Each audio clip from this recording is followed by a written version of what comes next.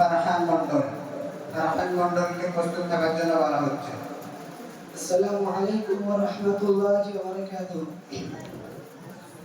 আলহামদুলিল্লাহি রাব্বিল আলামিন ওয়াল আকিবাতু লিল মুত্তাকিন ওয়াস সালাতু ওয়াস সালামু আলা সাইয়্যিদিল মুরসালিন নবিয়িনা মুহাম্মদ ওয়া আলা আলিহি ওয়া সাহবিহি আজমাইন আম্মা বা'দ।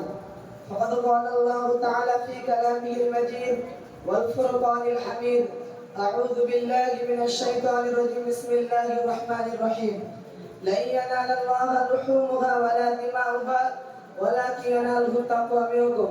وقال النبي صلى الله عليه وسلم من وجد ساعة فلم يضحي فلا يقربن مصلانا أو كما قال عليه الصلاة والسلام.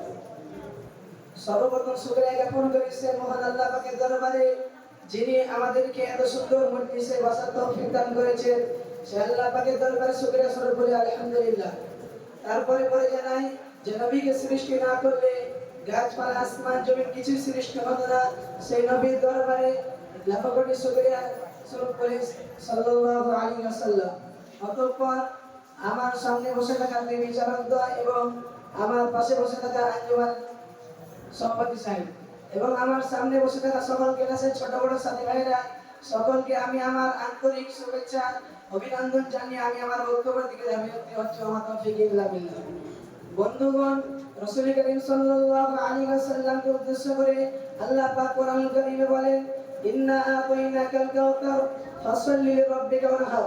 হে নবী মুহাম্মদ, আমি তোমাকে হাউজে কাউসার প্রদান করেছি, ফলে আপনি নামাজ পড়ুন এবং কুরবানি করুন। বন্ধুগণ, কুরবানির সম্পর্কে বিশিষ্ট সাহাবী হযরত মিকদাম ইবনে সালিম রাদিয়াল্লাহু তাআলা আনহু বলেন, আমি নিজে রাসূল করিম সাল্লাল্লাহু আলাইহি ওয়াসাল্লামকে দেখেছি আরাফার ময়দানে দাঁড়িয়ে মানুষের সামনে এই কথা বলতে, ইয়া আইয়ুহান নাসু আলা কুল্লি আহলি বাইতিন ফি কুল্লি আমিন উযহিয়া। অর্থাৎ প্রত্যেকটা সমর্থবান পরিবারের জন্য প্রত্যেক বছর কুরবানি করা কর্তব্য।